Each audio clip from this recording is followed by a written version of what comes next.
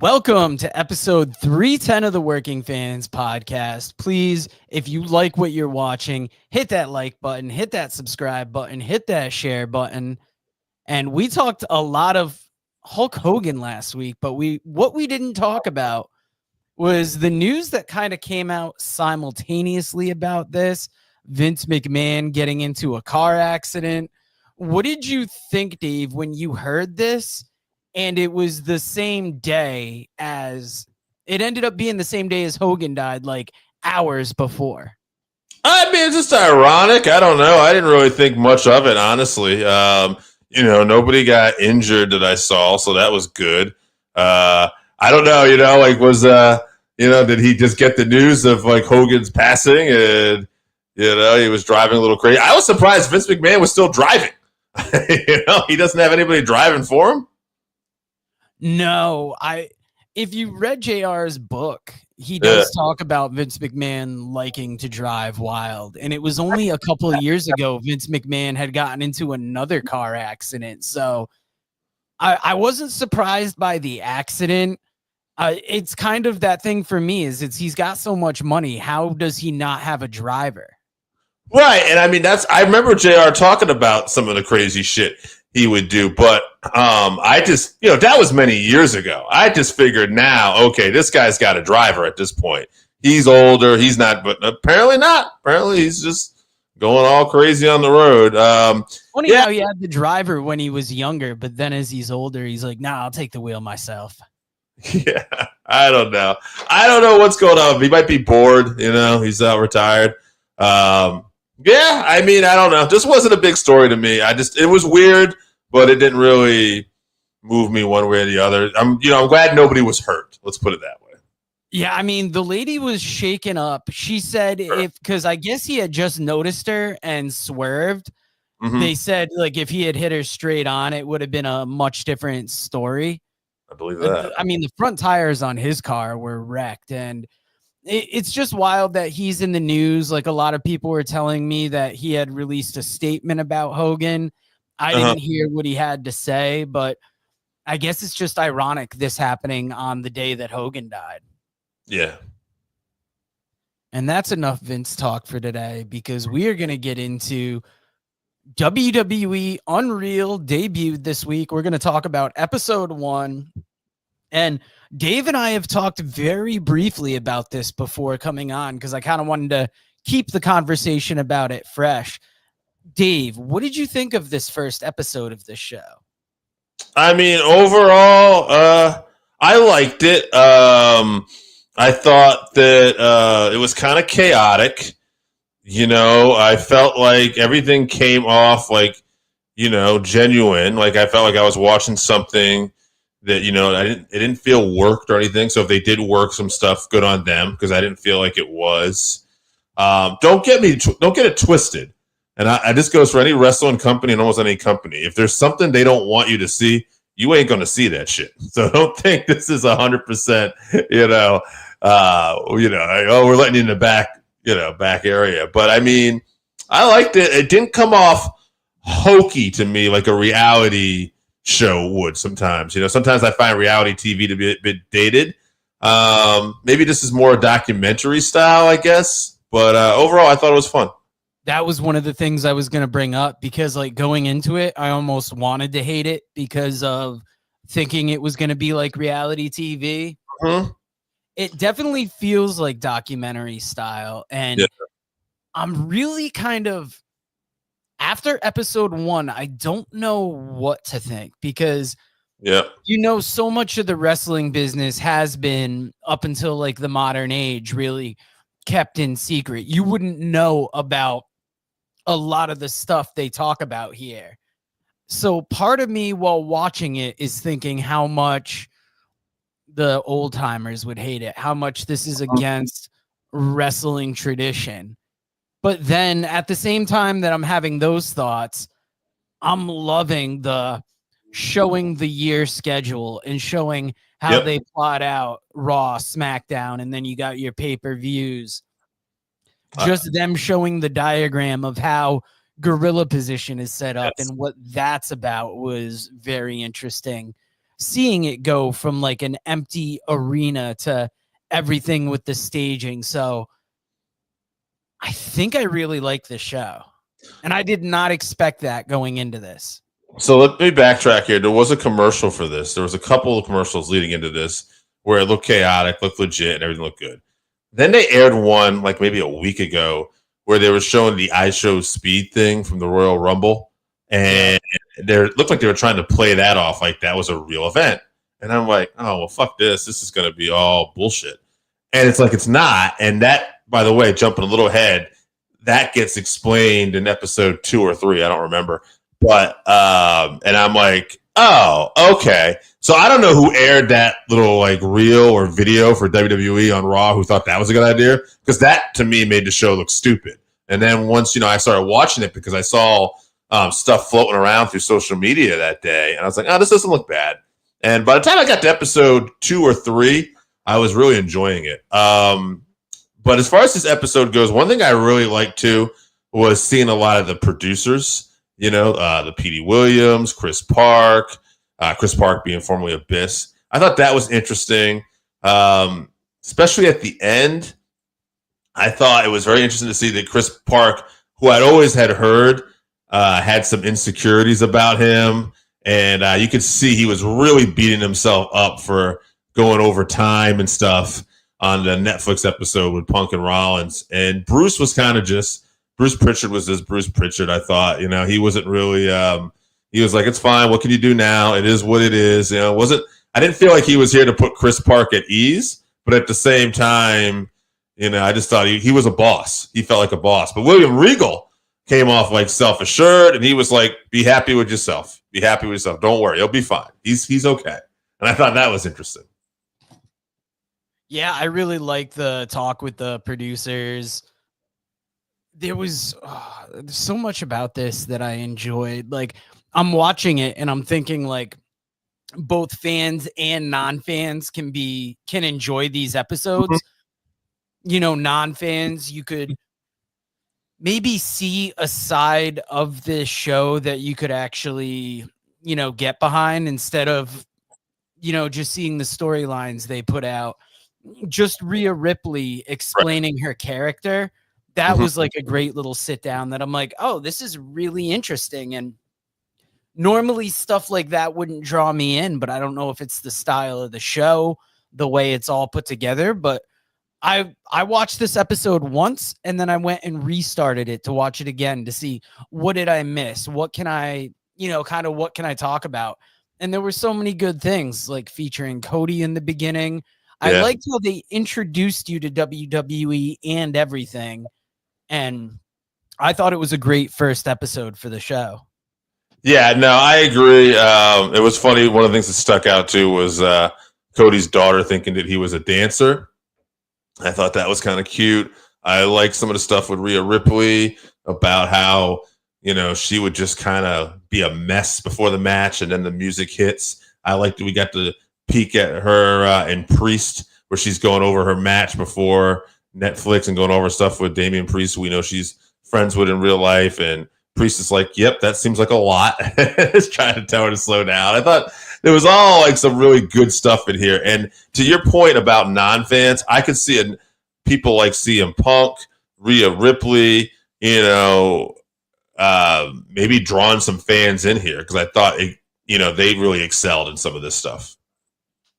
Yeah, Raw on Netflix is huge, obviously.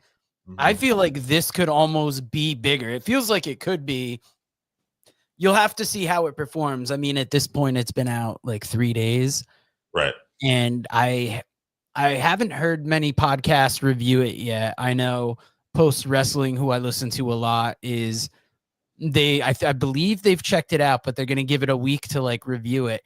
It's going to be interesting to hear what people think about it and like overall how it goes. Because I could see this show going on for a while and kind of, I don't know, bringing in more people. It feels weird that to reveal what it all is would get more people watching.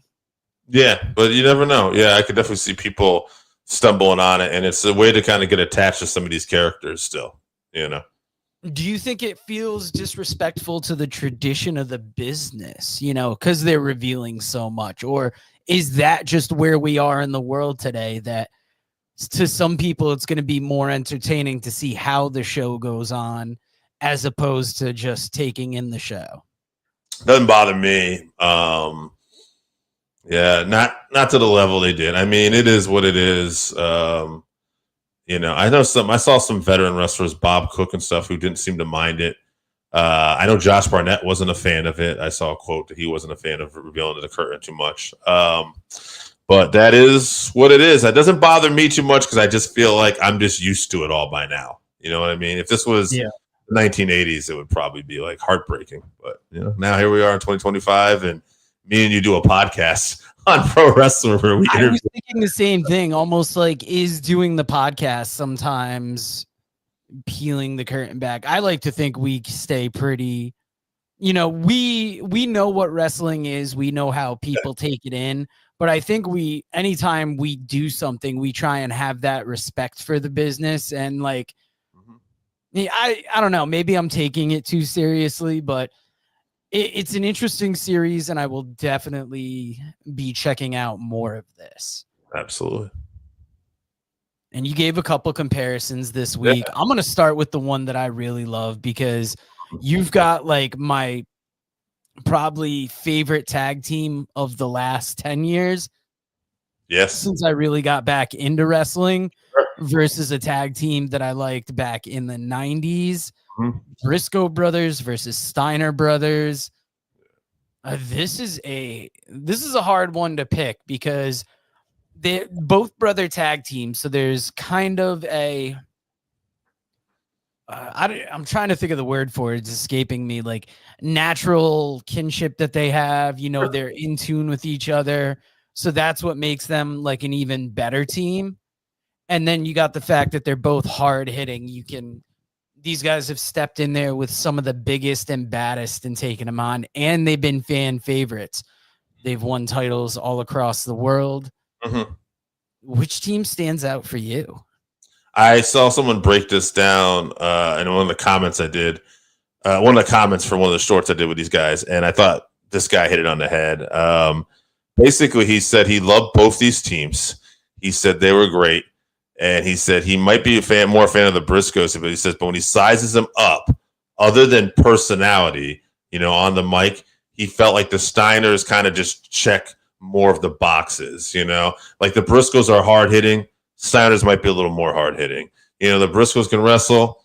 You're not going to out wrestle the Steiner brothers. You know what I mean? And I think that's ultimately what it comes down to, is that, I guess it's what flavor of ice cream you like. But for me, I'm a little older than you, so I'm a Steiner Brothers guy. So I'm going to go with the Steiner Brothers. That being said, if we were going with mic skills, Briscoes all day.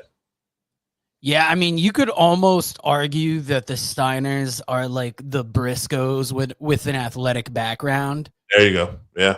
I mean, I'm sure the Briscoes might have done, I assume they might have done some high school sports, but these guys, they're farmers. Jay was, Mark is, they're almost just like regular farm tough guys.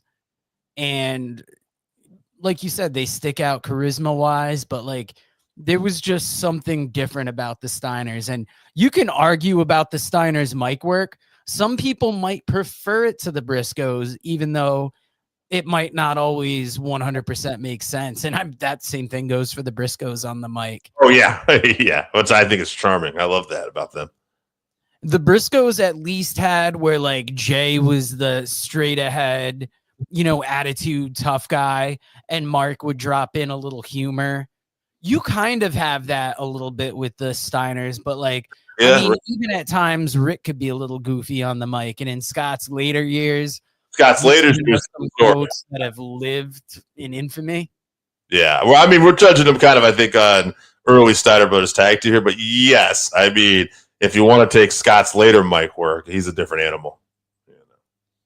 Yeah. So as much as I like the Briscoe brothers, not taking anything away from them, but it's got to be the Steiner brothers, just because these guys were phenomenal in the ring.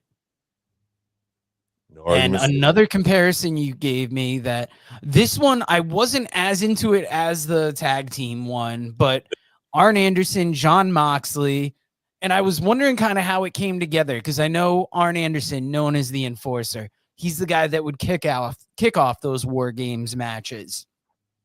John Moxley, tough guy, more of a death match guy. What kind of was the thought between comparing these two? Two no-nonsense guys at the end of the day. When you look at their interviews, they're straight to the point. Moxley might be more of a deathmatch wrestler, but, other than that, I don't really consider him a gimmicky guy. It's like dressed up in black, maybe a white T-shirt here and there. But, he's coming out to kick some ass. Double A is the original, I'm just going to kick your ass type guy.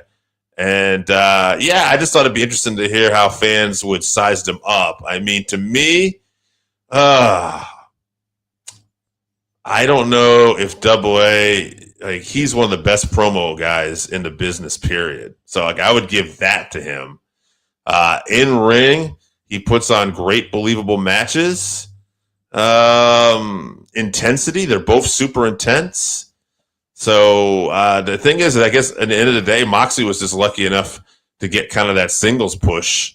He was great in the Shield, but Double A is 4 Horsemen for life. I guess a lot of people would say, well, Moxley, because he's the guy that main evented, more times. But I don't know. I feel I'm kind of partial to Double A in this one. Yeah, it's tough with Moxley because you think of him a lot of times as a brawler, but he's a guy that can also wrestle in the ring. Mm-hmm. But if you're putting him up against Arn Anderson, it's tough because Moxley's had world title runs. Yes. Arn Anderson was always like a top of the mid-card guy. Yeah.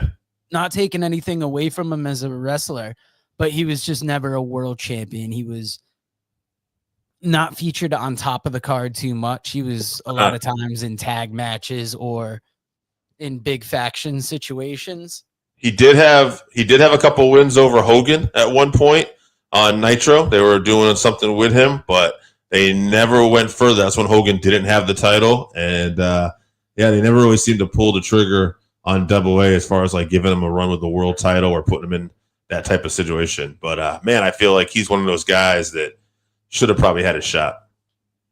Yeah, it's a shame he didn't. And if I had to pick one of these guys, I feel like I got to go with Double A. Like, I like what Moxley does, but going back to talking about Hogan, ever since I was young, Double A was always that no-nonsense wrestler. Like, when you're young and you see him drop that spine buster on somebody, like, it's over. This guy just comes across like a tough guy. And Arn Anderson has to be my pick. Now, we are going from nostalgia to the current day because this weekend, Saturday, August 2nd, Sunday, August 3rd, SummerSlam is coming to Giants Stadium in New Jersey. We are going to give predictions on night 1 and night 2 of this event. Dave, let's read off those matches for night 1. All right. First match on night 1, I got Sami Zayn and Karrion Kross. If Kross wins, Zayn has to say the words, Kross was right. If Zayn wins, Kross must say, I was wrong about Zayn. Interesting stipulation here for this match. Kross actually seems to have a lot of momentum going for the first time in this match. So I'd like to say Kross will find a way to win here, but I don't know. No, I'm going to go Kross. Screw it. I'll say Kross finds a way to win, and him and Zayn end up being together. We're going to end up at the same point, but we're going to get there in different ways. So Sami Zayn's going to win the match. I think I see where we're going here. Karrion Kross is going to have to say what he's going to have to say. Yeah. And then Zayn is going to blindside him. Mm-hmm. Karrion Kross is going to smile. Yeah. At some point afterwards, maybe not immediately. Maybe he gets picked up off the mat, realizing what happens. Then you see that little smile.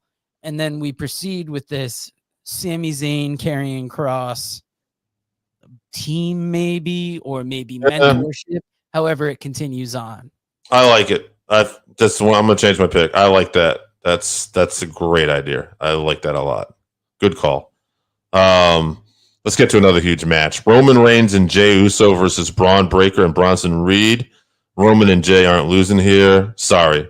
I got to go with the bloodline. I feel like I swung for the fences with that first guess. I don't got nothing for the second one. Yeah, it's going to be Roman and Jey that are going to win this. I think it's going to be a good match. Yeah. But yeah, there's not, just going to further the story a little bit. Roman's back. Judgment Day. Roxanne Perez and Raquel Rodriguez defend the women's tag titles against Charlotte Flair and Alexa Bliss. I'm going to go Flair and the Bliss pull off the upset here.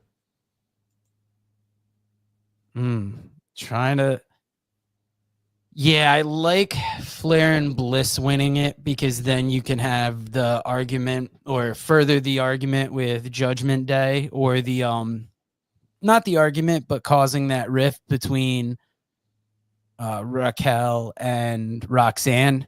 Mm-hmm.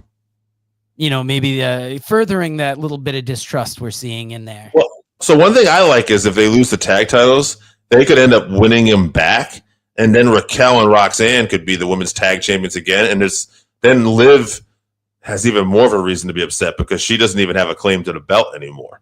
Then Roxanne's like, no, we lost these and we got them back. So I don't know. I think there's something you can do there. Oh, that's a good point. I like that pick. CM Punk and Gunther. AJ gave a prediction on this weekend. I'm going to go with his prediction. CM Punk, and I think Seth Rollins is healthier than we realize, and he cashes in on CM Punk here. I like that as well. We talked about, is the Seth Rollins injury real or a work? I feel like there's got to be a cash in. Mm-hmm. We're going to shout out a comment here from Randy Osga. Randy, thank you for watching. We will not be doing a SummerSlam watch along because tomorrow night I'm just going to be watching as a fan. And then Sunday night I'm going to have to be catching up on it because I'm going to see Pantera live. Yeah. Should be some good independent shows this weekend too. Check that out, guys. Continuing on with the show though, Randy Orton and Jelly Roll versus Drew McIntyre and Logan Paul. I'll go with the baby faces. Say Jelly Roll has his moment. Probably gets a pin on Logan with the help of Randy Orton. You know what? No. I'll go Drew and Logan, and I'll say afterwards maybe Randy Orton and Jelly Roll get the better of them. I'll go Drew and Logan.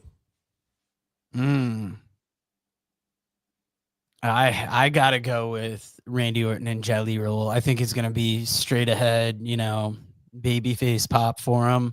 Mm-hmm. I'm wondering what could make the story go further, if the story even needs to go further. I don't see it really going anywhere. But I mean, what kind of hate would Logan Paul get if he pinned Jelly Roll? Yeah, that could be interesting. Let's move on here. Tiffany Stratton versus Jade Cargill, Women's Championship. I'm going to go Jade. New champion. Ooh. That's interesting because I think that's where it's going to go as well. I almost want to see Tiffany get that win, but it feels like it's Jade's time. I think Jade is such like a big presence in WWE. She's going to be a champion at some point. What kind of SummerSlam moment would that be for her to win it here? Plus, I'm also thinking too, who's going to have a match? Who's going to be challenged for this in the future? And I thought to myself, Bianca's got to come back. And even though Bianca and Jade, it was actually Naomi that attacked Jade, I feel like there's still a story you could play with Bianca and Jade. So I think that's it. Whereas I don't know what will be next for Tiffany. But that's night one. Go ahead. You want to add something? No, that's just a good point. And like you're saying, night one, that's a pretty good little card put together. So night two, we got a huge 6-pack tables, ladders, and chairs match for the WWE tag titles. The Wyatt Six, Dexter Loomis and Joe Gacy defend against Andrade and Rey Fenix, DIY, Johnny Gargano and Tommaso Ciampa, Faxium, Axiom and Nathan Frazier, and the Motor City Machine Guns, Chris Sabin and Alex Shelley, plus the Street Profits, Angelo Dawkins and Montez Ford. That should be a fun train wreck. I'm going to go with something different here, Joe. I'm going to go with Andrade and Phoenix. I just want to point out that Legado Fantasma are the AAA Tag Team Champions right now. And I think that maybe we're going to have a little Lucha Libre feud here on SmackDown. Ooh, that would be interesting. First off, I want to say I'm mad they put this on night 2 because this is something I'd like to watch. Now I'm going to have to avoid social media after the concert to not have this spoiled. I'm going to stay off our YouTube, by the way. But I got to pick Faxion. They're one of my favorite tag teams, and this just sounds like it's going to be a really good match. Dominic Mysterio, AJ Styles, Intercontinental Championship. I'll say Dom, the Heat Machine, will keep finding a way to keep that title. Yeah, this is going to be an outstanding match. It's going to give that other match a run for match of the night, I think. Mm-hmm. But I think Dominic's got to walk away with it. Jacob Fatu, Solo Sikoa, U.S. title in a cage. Just because it's in a cage, I think I'm gonna say that Solo is gonna find a way to screw over Jacob. It's gonna involve that moonsault off the top of the cage, right? Yeah. I can see that. That's pretty wild. I'm right there with you. I'd love Jacob to win it, but what keeps the story going more is Solo eking out that victory. Mm-hmm. I agree. Becky Lynch versus Lyra Valkyria. No disqualification, no count out. Last chance match for the WWE Women's Intercontinental Championship. If Lynch wins, Valkyria can no longer challenge for the title for as long as Lynch is champion. A lot of stipulations there. I'm going to say title change in this one. Valkyria finds a way to get the belt back. Yeah, these two have had a great feud. It's been a great back and forth with them. I'm going to predict as well Valkyria is going to walk away champion. Naomi versus Rhea Ripley versus Io Sky, triple threat Women's World Championship. I'm going to go with Naomi to retain here. I don't think she's just going to lose this title. She just got it. I think she might lose it in France against Stephanie Vaquera, who's extremely over right now. But I say she's going to hold on to it here. Yeah, Naomi. It was such a big deal, her winning it at the last event. I can't see her dropping it this quick. It's going to be a great match, but she's not going to lose. We want big moments at SummerSlam. If Seth Rollins steals the title from CM Punk, steals his moment with the Money in the Bank briefcase this night 1, how do you make night 2 big? John Cena, Cody Rhodes. Cody Rhodes wins the undisputed WWE Championship. The Rock will return, and he'll turn on John Cena. Not because Cody's going to be heel, but because Cena's going to let him down, and this will lead to Cena being more of a babyface. And he'll finish his career as a babyface. Does that happen with Cena versus Rock? Not sure yet. Ooh. Maybe a big super match, but yeah, go ahead. I like that. I'm going to go with it just because it sounds like a good story going forward. Mm-hmm. And you've had that time as Cena being heel. You can make the last little bit of this retirement tour just like taking in the cheers, especially if it's going to end in his hometown. So I'm right there with you. Absolutely. Yeah. I mean, Rock and maybe Travis Scott, who I heard they had a falling out with, could actually take on Cody and Cena. You know, I don't know. There's something you could probably do here, but I'm glad you brought up Travis Scott because I forgot to mention this during the Unreal thing, but wasn't it kind of funny during Unreal to see Travis Scott with the belt and being like, man, I got to quit rapping for this. And it's like, it's a good thing you didn't quit rapping, bud. Yeah, it might not have worked out so well for you. Yeah, I mean, it was interesting. That was another chaotic thing, seeing Travis Scott on Unreal. But, yeah, man, this was some good stuff. And since it's the end of the show, just wanted to say, as far as other wrestling stuff this week, AEW, I thought they had a really good show. Dynamite on Wednesday. Hangman Page kept the title. Great match against Mox. Darby Allin returns again. But I was bummed last night. Collision, Dustin Rhodes dropped the title to Kyle Fletcher. I just was hoping Dustin could hold on to it just for another, like a pay-per-view or something. Yeah, it's kind of wild. It's kind of surprising he lost it just since he just won it at the last event. But it feels like had Adam Cole not been injured, it would have been Kyle Fletcher would have been the one to get that title. So you could see why they would do it. But I mean, thank God Dustin still has those other 2 belts.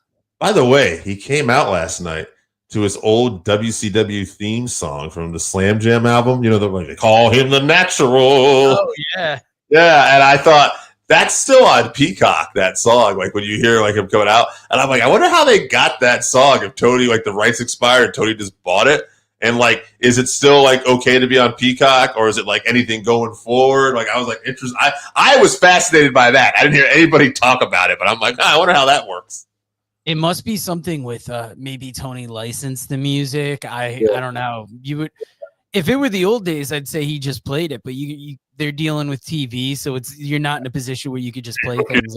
Yeah, no, unless it's like stock music, but there's no way that's like free music to use. But yeah, well, we always love those throwbacks in wrestling, and thank you everybody for joining us. If you liked what you saw, please hit that like button, hit that subscribe button, hit that share, hit all the buttons, and check out some of the great authors that we've had the luck to work with. Author Ray Lopez presents Lockup, Professional Wrestling in Our World. Lockup dives headfirst into the colorful world of professional wrestling. Explore the iconic characters, careers, matches, history, and families, and delve into the bizarre and fascinating entwining of professional wrestling and film, television, football, politics, gender, and race. Pre-orders are available now on Amazon.com or at MascotBooks.com. This is the perfect gift for the wrestling fan in your life. Pick up a copy today on Amazon.com or at MascotBooks.com.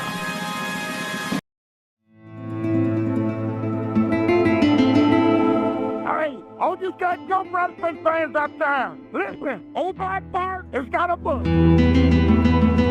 It's called Wrestle. Black Bart. It's got some dadgum good stories in there about some dadgum good wrestlers. Read stories of Dusty Rhodes, the Von Erich, Scott Casey, Sergeant Slaughter, Roddy Piper, Mr. Fuji, Ron Bass, Bruiser Brody, Mike Davis, the Grappler, and many others. And I guarantee you one thing, that it'll be the best dadgum read you've had in a long, long time. Get your book today at Russellville.com or on Amazon. Russellville, it's where wrestling lives.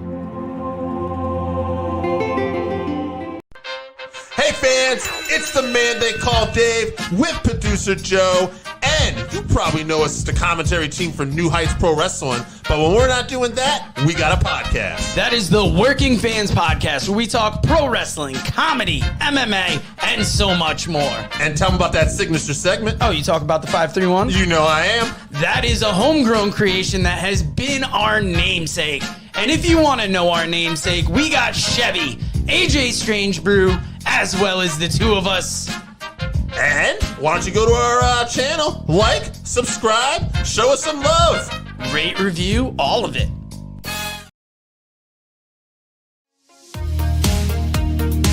Read about the Northern Wrestling Federation in the book presented by Russellville.com, The Pro Wrestling Vault, Volume 2. Hear the story of Roger Ruffin, the man who trained Carl Anderson, the Monster Abyss, Jordan Clearwater, Chris Harrison, Jillian Hall. Plus 45 other short stories including Jazz, Bobby Eaton, Kamala, Thunder Rosa, Mario Mancini, Scott Casey, PJ Black, Kerry Morton, Sal Renaro, Jeremiah Plunkett, Colby Carino, Bam Bam Malone, and many others. Get your book today at Russellville.com. Russellville, it's where wrestling lives.